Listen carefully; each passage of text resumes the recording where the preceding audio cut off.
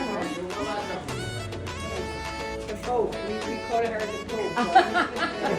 She appears, she comes, she goes. She waves from a high place. So these animals live very close to us. They're at the end of the Amalfi Coast, by Pestum Salerno. It's a little bit more south. On up by Naples, by Caserta. There you can see flatland, big areas, and all the animals outside. Here in Sorrento, not only in this farm, but on the whole peninsula, mozzarella is in this way. Now it's rare to find ladies like Maria who spend the time to make it. Too much time, it takes 4 or 5 hours. And it's not also rare to find mozzarella everywhere. You find it in a round shape like a bowl,